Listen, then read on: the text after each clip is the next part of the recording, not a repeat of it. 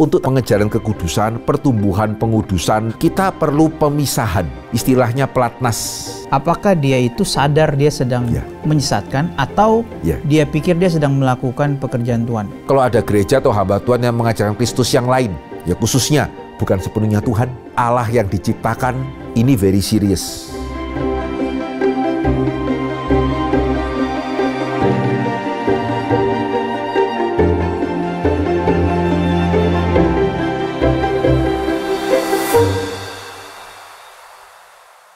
Selamat datang di Fokus Q&A, Fondasi Kekristenan untuk Semua.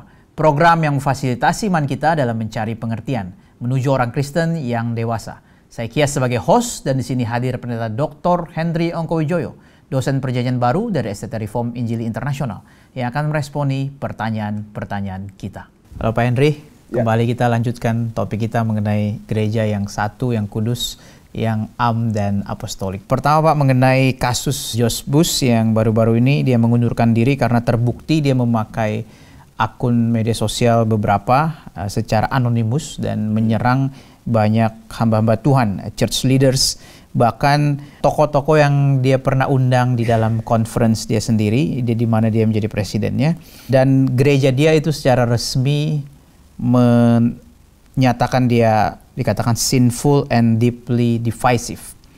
Dan dia mengundurkan diri setelah dikonfront dan diberikan bukti mengenai kesalahan dia. Nah, dengan fakta seperti ini, apakah persatuan masih bisa diharapkan atau ini hanya persatuan itu hanya wishful thinking? Ini begini sih, Vikaris Kias ya, justru ya dari peristiwa ini, gitu ya, dari satu peristiwa ini, bukankah itu sebetulnya menunjukkan bahwa malah kita bisa berharap. Loh, kenapa bisa begitu? Iya, karena di sini justru kita melihat ya, gerejanya tidak setuju, berarti ini kan oknum. Betul ya? Ini kan oknum. Ya justru yang lebih mengkhawatirkan kalau kemudian gerejanya atau denominasinya betul nih, kita dukung yuk, sudah kamu nggak usah pakai anonim lagi. Ya karena kami di belakangmu. Nah kalau hal ini terjadi ya, jawaban untuk pertanyaan tadi akan lebih suram gitu ya. Tapi karena realitanya ya bersyukurnya tidak seperti itu ya. Tadi dikatakan bahwa gerejanya mengambil tindakan dan kemudian yang bersangkutan mengundurkan diri. Ya justru itu sebetulnya menunjukkan satu tanda yang baik. Ya sehingga sebetulnya persatuan gereja perlu lebih detil sih memang pertanyaannya. Ya kadang-kadang jujur saya harus mengatakan ketika beberapa kali berbicara gitu ya dengan ya beberapa profesor mungkin yang sedang menggagas ini di negara mereka masing-masing gitu ya. Ya saya tidak bisa tuh tidak bertanya yang dimaksudkan tuh persatuan seperti apa gitu ya. Seperti saya menangkap apakah yang dimaksudkan tuh seperti persatuan organisasi. Ya sehingga sama seperti gereja Roma itu misalnya ya secara organisasi satu, ya gereja Protestan juga kalau bisa secara organisasi satu gitu ya. Nah, kalau dalam persatuan seperti itu ya at least humanly speaking ya, saya harus mengatakan saya tidak bisa membayangkan sih. Gimana ya membayangkan misalnya, andai katakanlah GRI dengan HKBP satu organisasi, HKBP dengan GKI satu organisasi gitu ya. Membayangkan sudah, at least ini sesuatu hal yang agak unimaginable sih ya. Saya pribadi tidak sanggup membayangkan. Ya, tapi juga selain daripada ini tidak terbayangkan ya, juga perlu dipikirkan ya, apakah memang merupakan sesuatu hal yang perlu diharapkan untuk nanti misalnya gereja Protestan itu hanya ada satu gereja Protestan induk. Ya karena kembali sekali lagi ya kita mesti sadar sifat already and not yet. Tuhan kita sudah datang untuk pertama kali tetapi dia masih akan kembali untuk kedua kalinya. Ya sehingga saat ini kita belum di surga. Begitu ya, dan setiap kita itu adalah orang yang masih belum sepenuhnya, ya kita belum disempurnakan. Ya kita masih juga adalah orang-orang yang masih berbuat dosa. Ya sehingga ya tentunya kita semua tahu ya, Lord Acton pernah mengatakan power is corrupt. Ya power is totally corrupt. Ya apakah itu memang hanya mungkin terjadi di semua tempat kecuali di gereja? Ya sehingga apakah kalau di tempat yang lain power is corrupt, power is totally corrupt. Di gereja power is corrupt, power is good gitu ya. Apakah seperti itu? Ya, kalau kita mau melihat sejarah kok ya enggak ya. Gitu ya, tidak ya.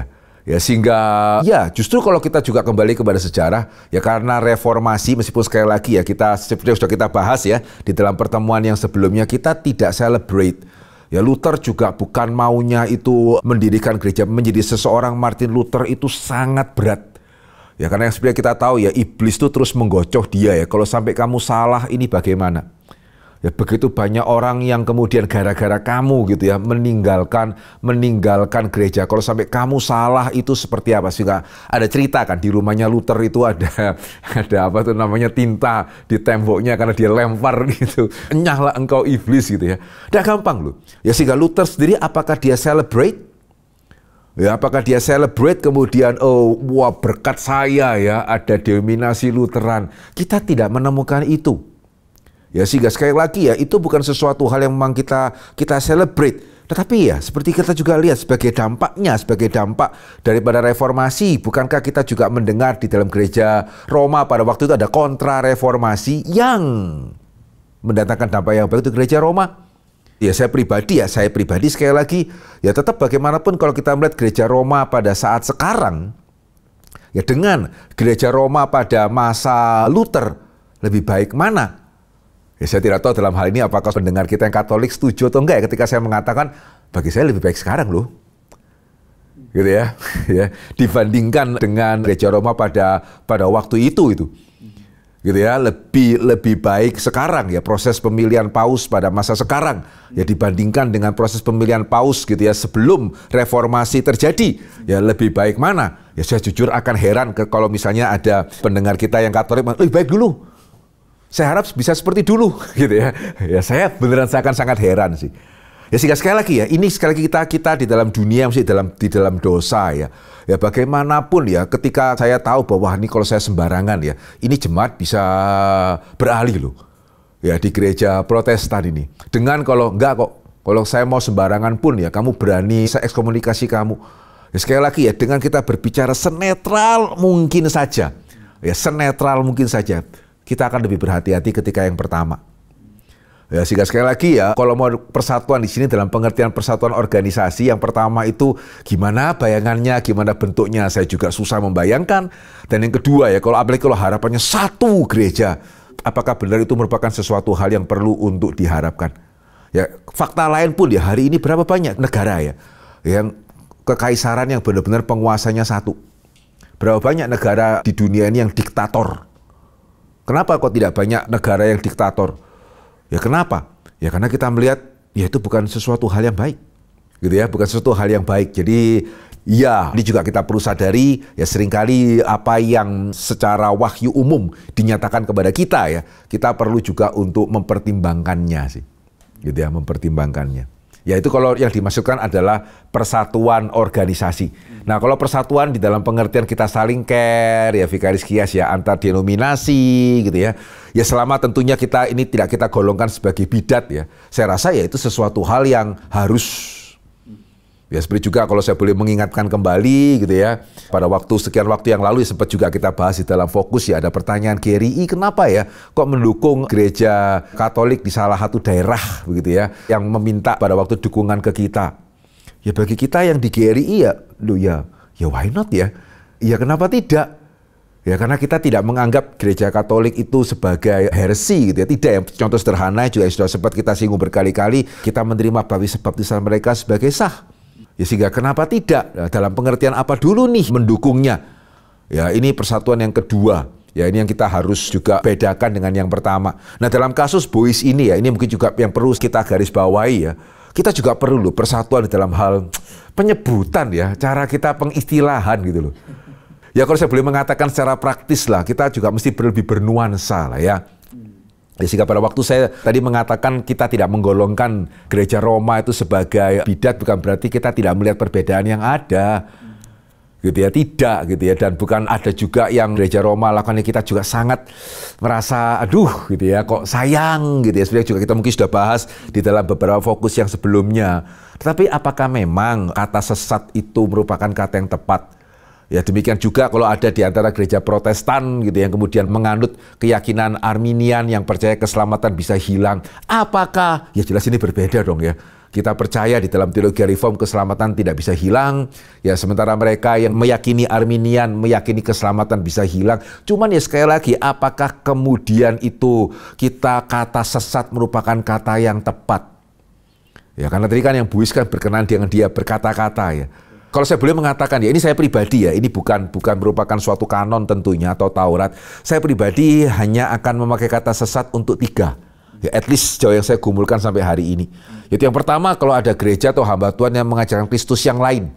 Ya khususnya bukan sepenuhnya Tuhan, Allah yang diciptakan atau apapun bentuknya, tetapi esensinya adalah Kristus tidak setara. Ya, dia adalah bukan pribadi kedua yang bukannya setara dengan pribadi pertama. Ini very serious. Ya, dan dalam hal ini ya, kita harus kembali kepada Alkitab itu sendiri. Ya, Rasul Yohanes ya, yang seringkali disebut sebagai rasul kasih, justru kita menemukan adalah satu-satunya rasul yang memakai kata antikristus. Paulus memakai kata manusia durhaka. Ya, Yohanes itu yang memakai istilah antikristus di dalam 1 Yohanes. Dan di dalam 3 Yohanes, surat 3 Yohanes dia mengatakan, kamu bahkan tidak boleh terima. Ya, tidak boleh terima. Ya, ini seringkali yang ketika orang, persatuan gereja, ya, wah kita seperti Yohanes dong, kasih gitu ya. Bagian itunya dilupakan. Padahal ini Yohanes yang mengatakan. Ya, 3 Yohanes, gitu ya, kamu nggak boleh terima, bahkan jangan kasih salam, karena kamu akan berbagian. Loh, ini tidak menghargai persatuan, justru sebaliknya. Ya, karena kita satu di dalam Kristus ya, ketika mengajarkan Kristus yang lain, ini kok dibiarkan justru yang tidak menghargai kesatuan. Ya, ini serius ini, sehingga untuk kasus yang seperti ini, ya sesat itu adalah sebutan yang tepat. Ya, bahkan bidat sesat itu adalah sebutan yang tepat. Ini yang pertama. Yang kedua, begitu ya, kita melihat di dalam 2 Petrus dan surat Yudas. Ya, ini sebuah penyesatan di dalam bentuk yang lain, gitu ya, tidak banyak dibahas mengenai aspek teologianya, tetapi di dalam hal motivasi liciknya. Kalau kita membaca dalam 2 Petrus dan surat Yudas, ada ya orang-orang yang berusaha menyesatkan orang supaya menguntungkan dia. Ya, jadi sengaja menyesatkan orang supaya dia itu untung secara materi khususnya. Ya, ini hati-hati sekali ya kalau ada hamba Tuhan itu yang apa yang dia katakan, ya ketika itu dijalankan yang untung dia. Ya, ini sudah tipis sekali, mesti hati-hati sekali. Meskipun untuk yang kedua ini perlu discernment lebih lanjut ketimbang yang pertama tadi ya. Begitu ya. Tapi hati-hati sekali karena di dalam 2 Petrus dan surat Yudas kita menemukan penyesat-penyesat ya yang berbeda dengan surat Yohanes. Ya, penyesat-penyesat di dalam pengertian menyesatkan orang demi untuk keuntungan pribadinya itu sendiri itu. Ya, which is ya tentunya kita berharap, tapi realita menunjukkan sampai hari ini itu bisa terjadi.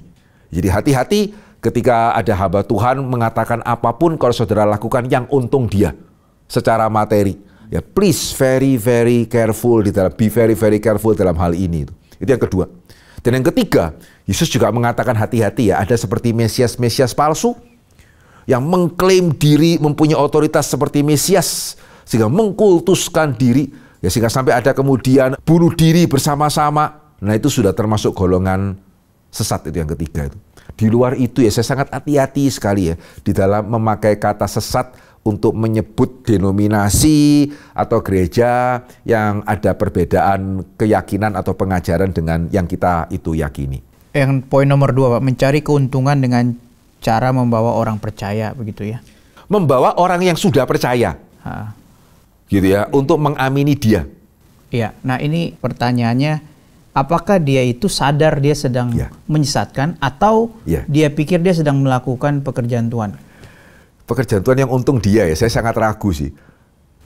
Ya, ketika ada seseorang melakukan sesuatu hal gitu ya, demi untuk keuntungannya, terus dia mengatakan, waduh saya nggak tahu loh, saya pikir kalau menguntungkan saya itu otomatis menguntungkan Tuhan. Saya sangat ragu sih itu, Vikaris Kias. Mungkin pertanyaannya lebih jelasnya, tadi Pak Henry bilang, keuntungan materi, apakah hanya materi atau misalnya let's say nama, jabatan, dan lain-lain? Ya, at least kalau kita kembali ya di dalam tadi saya mengatakan 2 Petrus dan Yudas, yang paling menggoda atau yang paling mungkin terjadi materi. Gitu ya. Keuntungan atas sama ya di dunia ini kita melihat ya, demi materi itu manusia bisa melakukan apapun. Gitu ya, bisa melakukan, biasanya kalau sudah ada materi baru melakukan apapun demi nama. Ya, sehingga dalam gereja juga bukan berarti nggak memungkinkan ya. Tapi yang etis kalau kita kembali di contoh 2 Petrus dan Yudas, itu materi itu. Ada dosen sosiologi pernah cerita ke saya bahwa banyak pemimpin agama itu toksik, menunjuk satu agama tertentu, dia katakan lah mereka sudah bersumpah hidup miskin. Jadi nggak mungkin mereka kejar materi. Jadi mereka toksik dalam hal apa? Mungkin yang ketiga tadi. Nama dan... Ya. Nah gini, toksiknya seberapa toksik gitu ya. Saya percaya ya, semua kita bisa ada, mungkin nggak ada toksiknya sama sekali ya. Ya kembali sekali already and not yet gitu ya. Setiap kita, even saya, ya semua lah gitu ya. Semua dalam pengertian harafiahnya semua. Ya karena kita masih dalam dunia berdosa, ya apakah tidak mungkin kita itu tidak, apakah benar kita tidak pernah memberikan satu pengaruh yang tidak baik kepada jemaat? Siapa yang berani? Ya, cuma sekali lagi ya, penyesatan tuh toksiknya sampai level apa? Kalau seperti itu mungkin level ketiga ya. Kalau sampai toksiknya itu membuat jemaat sampai aspek mengkultuskan ya. Mengkultuskan. Sehingga jual rumah semua juga jual. Ayo karena Yesus akan datang ya, semua ikut saya, atau bahkan mungkin yang lebih berbahaya, kita bunuh diri bersama-sama. Waduh, gitu ya. Ya itu memang dia tidak mengejar kekayaan sih, namun dia juga ikut bunuh diri ya. Nah, cuman ini memang bisa dikategorikan penyesatan. Bagaimana dengan kesatuan doktrin atau pengajaran? Ya, oke. Kesatuan doktrin dan pengajaran ya, apakah ini mimpi atau tidak gitu ya. Nah, Vikaris Kias tentunya kembali ya, kalau kesatuan dalam pengertian satu tuh tidak ada berbeda, mesti tunggu Yesus datang. Karena kita murid kebenaran, bagaimanapun itu mesti diingat. Ya, tetapi kalau kemudian menjembatani perbedaan yang ada, ya saya rasa ya, kita boleh tetap terus berharap. At least saya pribadi ya, kalau Vikaris Kias tanya kepada saya pribadi gitu ya, saya belum sampai level putus asa sih gitu ya. Atau saya belum sampai pada level, wah ini juga termasuk wishful thinking nih. Sama seperti tadi persatuan organisasi. Saya kok belum sampai ke sana sih secara sejujur-jujurnya. Ya karena hari ini kan tetap bisa ada pembicaraan ya. Ya tentunya juga pembicaraan nggak tentu semuanya setuju, kayak misalnya itu pembicaraan antara gereja Roma dengan gereja Lutheran mengenai justification by faith, ya juga ada ketidaksetujuan. Tetapi ya ini kan satu upaya yang masih ya, peristiwanya kan ada gitu ya, peristiwanya kan ada ya untuk coba menjembatani mengenai doktrin. Nah cuman ya memang sekali lagi ya, seringkali saya nggak akan jemu-jemu mengingatkan jangan dianggap gampang. Gitu ya, kalau misalnya kita mau mengadakan pertemuan seperti ini, misalnya saja kita mau mengadakan pertemuan ini gitu ya, perlu disadari juga tujuannya itu perlu spesifik. Ya, apakah sekedar kita melihat persamaan yang ada di luar perbedaan, atau benar-benar nih ya kita mau menyelesaikan perbedaan.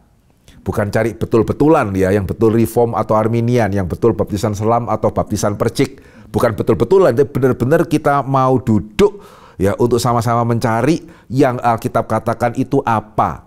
Dan yang kedua ini ya, bukannya tidak mungkin tetapi sangat sulit. Ya karena mesti ada pernyataan dari kedua belah pihak. Kalau sampai ternyata ya yang betul itu selam, kita siap ubah enggak? Atau kalau ternyata ya yang Alkitab lebih katakan itu percik, kita siap ubah atau tidak? Ya kalau kita tidak siap sampai seperti itu, better tadi tujuan yang pertama aja lah. Gitu ya, kita menyadari ada perbedaan, tetapi juga persamaannya banyak nih. Gitu, jangan hanya melihat perbedaan. Ya ada memang perbedaan yang mungkin baru bisa diselesaikan nanti ketika Yesus datang. Ya tapi jangan lupa loh ya, antara kita dengan reform baptis misalnya yang tidak menerima baptisan anak, banyak persamaan loh. Itu kenapa jangan cuma lihat baptisnya doang, reformnya juga meaningful ketika disebut sebagai reform baptis. Nah ini perlu jelas sih.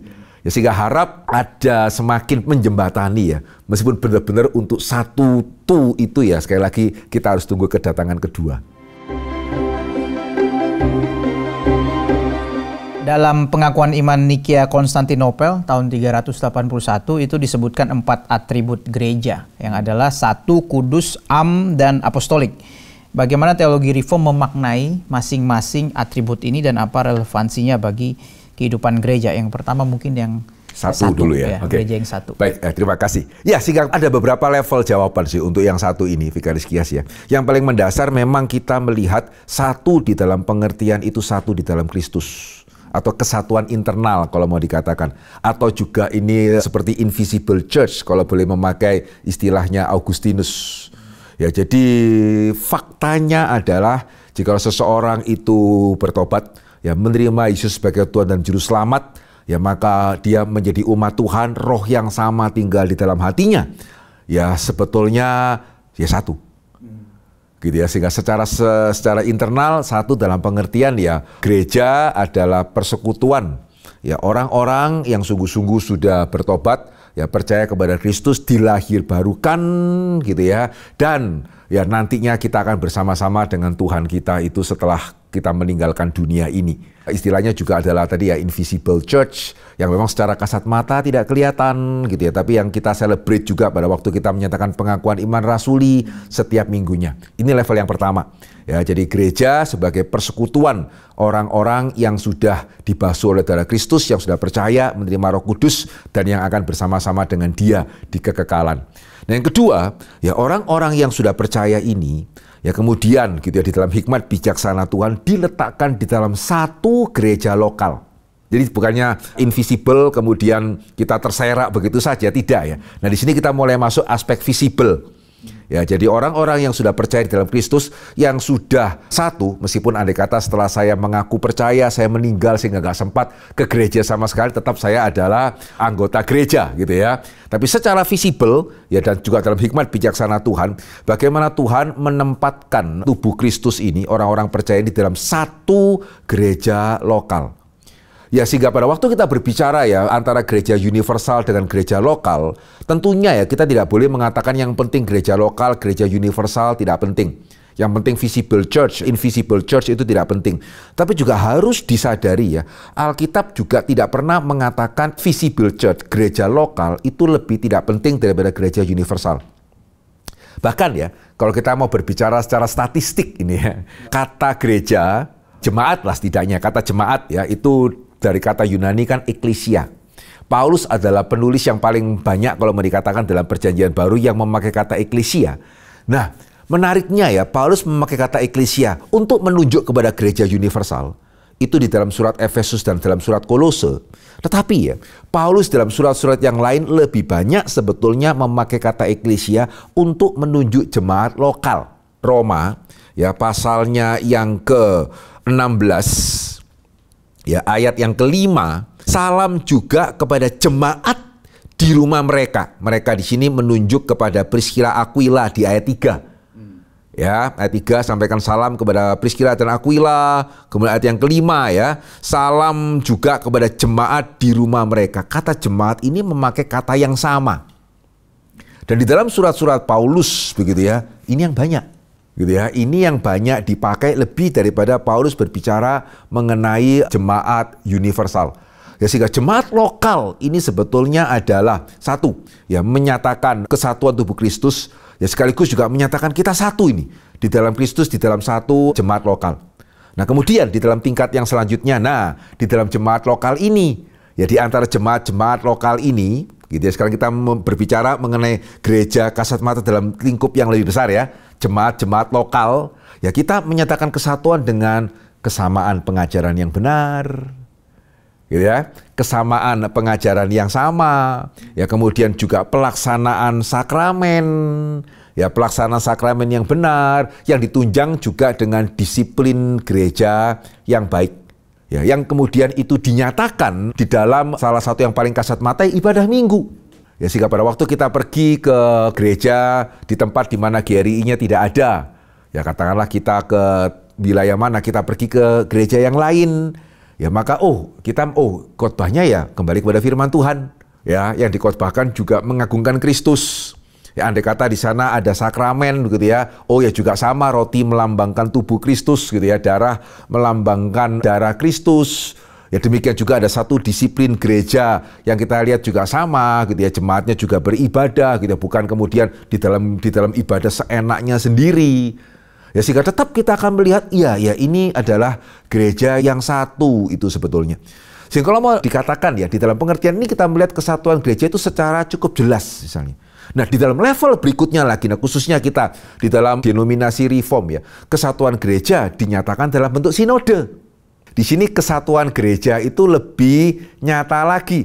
Ya, kalau hari ini misalnya kita lihat berbagai GRI gitu ya. Wah ya, bukan cuma kita akan tahu ini gereja ini GRI ini kelihatan nih. Ya, dari bentukan gedungnya gitu ya. Kemudian juga dari bentuk ruang ibadahnya gitu ya, kayu-kayunya GRI ini. Ya demikian juga sebagai satu sinode. Ya, kita bisa mengadakan itu KKR regional ke berbagai tempat yang akan sulit dilakukan kalau kita hanya satu gereja lokal ya. Ya, sehingga ketika kita berbentuk dalam kesatuan dalam sinode, di sini kita bisa mengerjakan hal-hal yang lebih besar. Jadi reform tidak sama dengan kongregasionalis. Ya, kalau kongregasionalis adalah satu gereja ya kami gereja lokal. Ya, kemudian ya kita kerjasama sama-sama yuk sebagai satu gereja lokal dengan organisasi berbeda. Ya, itu juga sudah satu hal yang bukannya sama sekali nggak ada kesatuan ya. Tapi pada waktu kita mengatakan kita itu reform, berarti ada satu sinode. Kesatuan itu dinyatakan di dalam aspek yang lebih luas. Ya, dibanding kalau sekedar kita satu gereja lokal bekerja sama dengan gereja lokal yang lain. Kita bisa mendirikan sekolah teologi bersama-sama. Ya, sehingga dari gereja-gereja di bawah naungan GRII ketika memerlukan hamba Tuhan, ada STTRII yang kemudian menyalurkan, dan demikian juga kalau ada jemaat-jemaat dari gereja anggota GRII yang menjadi hamba Tuhan bisa dikirimkan ke STTRI. Ini kan lebih baik, lebih luas lah ya, persatuan yang lebih luas. Ya, jadi ada persatuan dalam bentuk sinode. Ya, tentunya kita tidak melupakan tadi ya, kita bicarakan, ya kita juga ada bekerja sama dengan sinode-sinode yang lain. Kita membuat MOU juga begitu ya, dengan sinode-sinode reform yang lain. Ya, sehingga kesatuan gereja sebetulnya bisa dinyatakan di dalam banyak aspek. Ya, tidak hanya melulu bahwa oh kalau kamu organisasinya banyak berarti tidak bersatu. Ada banyak aspek kesatuan gereja itu dinyatakan. Selanjutnya Pak, kudus. Kudus. Oke, nah kembali kita melihat juga tadi ya, satu dalam pengertian kita satu di dalam Kristus. Kudus juga kita melihat sama ya. Gereja adalah gereja yang kudus di dalam pengertian ya setiap orang percaya yang menjadi anggota daripada invisible church tadi, gitu ya, yang sudah dipersatukan di dalam Kristus, sekaligus sudah dikuduskan di dalam darah Kristus. Ini namanya pengudusan objektif. Ya, sehingga sebagai contoh saja ya dari 1 Korintus pasalnya yang pertama ayat yang kedua kepada jemaat Allah di Korintus. Nah, ini kembali tadi yang saya mengatakan nih, jemaat ini pengertian jemaat lokal loh. Ya, kepada jemaat Allah di Korintus, nah yang terkait dengan yang sekarang sedang kita bicarakan, Paulus menambahkan yaitu mereka yang dikuduskan dalam Kristus Yesus, yang dipanggil menjadi orang-orang kudus dengan semua orang di segala tempat yang berseru kepada nama Tuhan kita Yesus Kristus, yaitu Tuhan mereka dan Tuhan kita. Gitu ya. Nah, di sini kalau kita pernah mempelajari surat Korintus, tentunya kita tahu ya sah kalau saya mengatakan ini jemaat yang paling banyak masalahnya ini. Ya, atau kalau secara manusia ya, ini jemaat yang paling tidak kudus. Ya, mulai dari isu seksualitas lah, isu legalitas lah, isu persekutuannya dan seterusnya. Saya golongan ini, golongan itu dan seterusnya. Ya, sehingga secara manusia ya, ini adalah jemaat yang paling tidak kudus, atau at least yang paling tidak berhak disebut sebagai kudus. Paulus mengatakan itu loh. Ya, justru di antara semua surat yang dia tuliskan, yang dia paling menekankan, kamu kudus loh. Itu pembukaan 1 Korintus. Ya, kalau ada pendengar kita yang tidak percaya, boleh dibandingkan dengan Roma 1, Kolose 1, Filipi 1 gitu ya. Ketika Paulus kasihkan salam. Ya, itu justru Paulus paling menekankan kudus itu di 1 Korintus yang paling secara manusia tidak kudus. Ya, sehingga kita ada dasar ketika kita mengatakan bahwa gereja yang kudus itu artinya apa? Arti pertama adalah gereja yang dikuduskan oleh Tuhan. Gitu ya. Nah, sama seperti tadi juga di sisi yang lain, satu juga ada beberapa lapis. Kudus juga.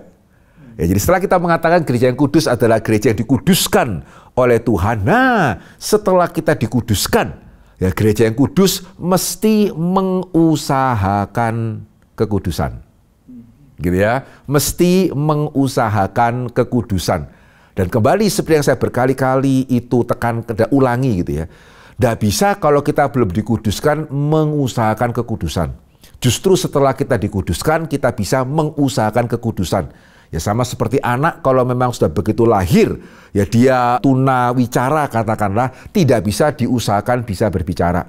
Justru karena dia tidak tunawicara, maka tugas orang tua untuk mengajari dia bicara yang baik, bicara yang memuliakan Tuhan. Ya, kalau anak kita sudah tidak bisa berjalan, mana bisa diajak untuk keterbatasan berjalan. Kita nggak bisa mengajar dia berjalan. Justru karena kakinya itu ya fully normal gitu ya, kita ada kewajiban mengajari dia berjalan, berlari, dan seterusnya. Nah ini, ya sehingga justru karena gereja sudah dikuduskan, ya maka gereja yang kudus ya harus mengusahakan pengudusan. Nah, dalam hal ini ya saya rasa memang gereja Protestan kita perlu belajar juga dari gereja Roma ya. Karena di dalam kita mengusahakan pengudusan ya, aspek pemisahan ini sangat penting. Nah, salah satu hal yang kita bisa belajar dari gereja Roma adalah sepertinya memang jemaat gereja Roma itu tidak membatasi ke gereja cukup hari Minggu itu. Gitu ya. Di luar hari Minggu itu gereja ada aja yang ke sana gitu ya, untuk berdoa dan seterusnya. Ya, sehingga sementara gereja Protestan itu cukup banyak ya. Kan saya sudah seminggu sudah ke gereja sepertinya cukup. Tidak sih. Tidak berarti kemudian kalau kita ke gereja hari Minggu saja nggak selamat gitu ya. Tetapi ya untuk tadi ya pengejaran kekudusan, pertumbuhan pengudusan begitu ya. Kita perlu pemisahan. Istilahnya pelatnas. Kalau saya boleh mengatakan. Ya kita tidak bisa menang lomba ya kalau kita itu tidak dipelatnas, karena pelatnas itu kan mirip pengudusan ya. Makan juga diatur, bahkan pakai HP juga diatur. Nah kalau enggak ya mana bisa menang lomba. Gitu ya. Kita perlu gereja itu dilihat sebagai pelatnas.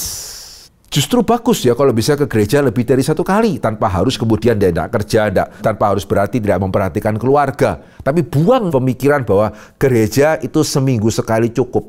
Enggak loh. Ya kan tadi ya, gereja yang kudus berarti gereja yang mesti mengusahakan pengudusan. Ya termasuk hari ini juga kita bisa memakai media sosial yang ada ya, seperti di GRI, misalnya GRI Pusat, kita setiap hari, setiap malam ada streaming. Itu adalah hal yang penting, meskipun tidak seideal kalau jemaat bisa ke gereja. At least salah satunya kan gimana kita bisa mengecek.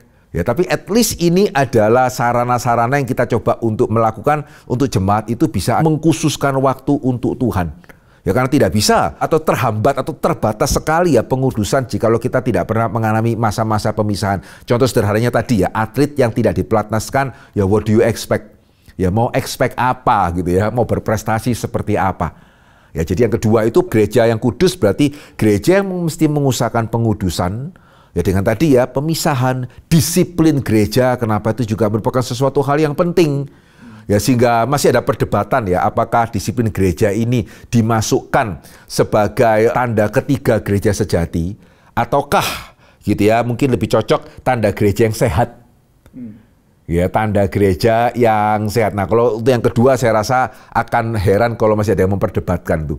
Ya sehingga gereja yang disiplin gereja yang nggak jalan gitu ya, saya nggak bisa membayangkan bisa menjadi gereja yang sehat, yang jemaatnya datang nggak datang. Ya pindah gereja nggak ngomong gitu, datang ke gereja cuman pada waktu perlu saja, di luar itu juga nggak pernah ke gereja dan juga tidak pernah misalnya ada pengawasan, pembesukan dan seterusnya. Ya mana bisa lah, ya pengudusan mau dijalankan seperti apa gitu. Ya sehingga untuk gereja yang kudus berarti disiplin rohani ini penting. Ya dan yang terakhir perlu disadari gereja yang kudus berarti tidak hanya sekedar bersifat pasif ya. Ya pelatnas itu tidak hanya bersifat pasif. Ya dijaga makannya supaya nggak sakit, tidak ya. Ada pertandingan yang harus dikerjakan. Ya sehingga sama, gereja yang kudus ya berarti bukan cuma dia perlu memastikan jemaatnya bertumbuh dalam hal kekudusan, sejauh mana gereja itu bisa menjadi saksi, sejauh mana gereja itu bisa menjadi berkat, bisa menjadi garam, bisa menjadi terang untuk orang-orang setidaknya di sekitarnya atau di sekitar jemaatnya. Nah, itu gereja yang kudus. Ya, jadi pengudusan tidak hanya bersifat pasif, tapi juga bersifat itu aktif, bersifat menggarami, ya bersifat menjadi berkat. Ya, dalam pengertian seperti itu ya kita memahami gereja yang kudus.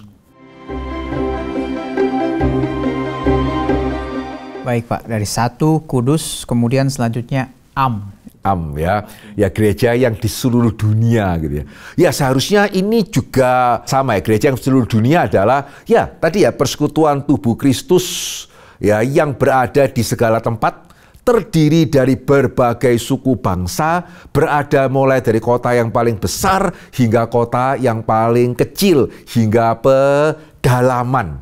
Ya itu artinya adalah gereja itu gitu ya, gereja yang ya atau kalau mau dikatakan gereja yang Katolik kan tentunya sama ya, gereja yang Katolik dan bukan hanya satu organisasi gereja tertentu, tidak loh. Ya karena hari ini gereja Protestan tidak ada di tempat yang paling kecil. Ya gereja Protestan tidak ada di kota yang paling besar. Ya tidak ada nih orang Tionghoa yang Protestan atau orang Batak yang Protestan. Ya apakah orang Protestan hanya orang Eropa? Ya tidak. Begitu ya, ada orang Roma itu yang Jawa, ada orang Protestan, ada orang Reform, ada orang Lutheran, ada orang Metodis itu yang Jawa, ada yang Minang, ada yang Ambon dan seterusnya. Ya, sehingga itu berarti ya gereja terdiri dari berbagai suku, berbagai bangsa, berbagai kelas sosial, ya pria, wanita, orang tua, anak-anak. Dan bersyukur ya kita menemukan itu juga di dalam gereja-gereja Protestan. Ya, sehingga di dalam gereja yang itu berarti ya Vikaris Kia, itu kenapa saya berkali-kali mengatakan begitu ya, bahwa ya saya bersyukur GRI bukan GRIT misalnya. Gitu ya, karena saya Tionghoa, saya di GRI diterima, saya dengan Vikaris Kias secara suku bangsa kita berbeda, gitu ya, kita bisa sama-sama melayani, begitu ya, di dalam perlakuan yang sama, ya tidak ada kan perlakuan istimewa, gitu ya, dari satu suku kepada suku yang lain, itu baik loh. Ya, sehingga sebetulnya ya ini juga dorongan saya juga sih sebetulnya kepada pendengar yang lain, kita mesti berusaha untuk mengurangi keterpisahan berdasarkan apapun kecuali bahasa. Karena memang ya ini efek Menara Babel ya. Begitu ya. Ya sebelum Yesus datang gitu ya. Sulit untuk masalah bahasa. Paling banter di jembatan itu pun terbatas. Ya, jadi kalau ada orang yang tidak bisa bahasa Indonesia, ya bisa Tionghoa, kita bisa Indonesia, tidak bisa Tionghoa, ya diterjemahkan kalau satu. Ya, kalau 3-4, ya akhirnya yang lain mesti ngalah, cuma bisa pakai alat bantu pendengaran. Kalau 3-4, kalau 20-30, gitu ya. Ya, sehingga itu kenapa kita memang GRI, ya meskipun harapan kita bisa internasional, tapi juga ya kita mesti sadar masih Indonesia ya. Ya karena tadi ya keterbatasan sumber daya ini sangat sulit. Ya karena sekali lagi ini efek kejatuhan dosa, efek Menara Babel. Di luar itu ya, saya sangat mendorong sih. Gitu ya. Bahkan tadi pun kita Gereja Reform Injil Indonesia ya, ada misalnya yang memang tidak bisa bahasa Indonesia, kita sebisa mungkin cover. Ya, kalau memang ada yang tidak bisa berbahasa Indonesia, ya, kita usahakan itu cover. Kalau jumlahnya memang cukup banyak. Tapi kalau 1-2 memang kita sulit ya, kita akan mungkin lebih arahkan kepada gereja lain mungkin. Ya, kalau Tuhan mengirimkan sejumlah cukup orang-orang yang misalnya hanya bisa berbahasa Tionghoa dan kita memang ada resource, ya kita akan coba untuk layani. Di luar itu ya, sebisa mungkin lah, janganlah kita membeda-bedakan lagi begitu. Ya karena kita gereja yang Katolik. Ya jangan lagi kita membeda-bedakan itu berdasarkan suku bangsa atau kelas ekonomi. Saya lebih kaya dari kamu, kamu lebih kaya daripada saya. Itu bertentangan dengan semangat gereja yang Katolik. Terakhir Pak, apostolik itu artinya apostolik apa? Ya tentunya kalau dari namanya ini yang paling jelas ya.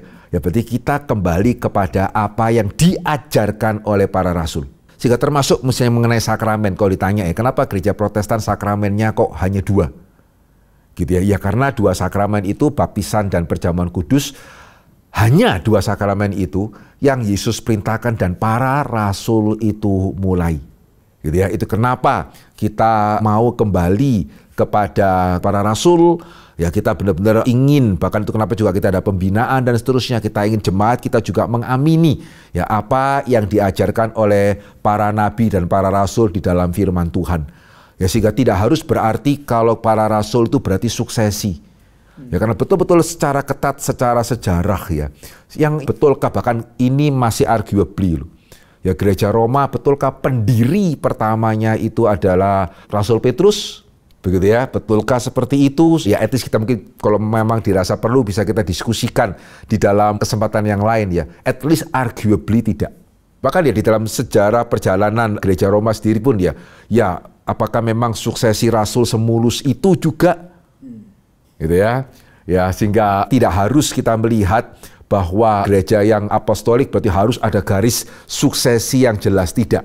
Kembali kepada pengajaran para rasul. Ya kembali kepada pengajaran para rasul itu merupakan salah satu tanda penting ya kalau kita mau tahu gereja ini apostolik atau bukan apostolik. Baik Pak, terima kasih banyak untuk penjelasannya. Ya, kiranya ini boleh menjadi berkat ya. Kita bersyukur pertanyaan-pertanyaan sudah boleh dijawab, tapi kalau saudara masih mempunyai pertanyaan yang lain, silakan mengirimkan pertanyaan Anda melalui WhatsApp atau komen di YouTube. Link kelas fokus episode 1-22 yang membahas dari penciptaan sampai eskatologi bisa didapatkan di dalam kolom deskripsi. Jika saudara mendapat berkat dari program ini, silakan men-share kepada yang lain. Mari kita bersama bertumbuh menjadi orang Kristen yang dewasa. Tuhan memberkati.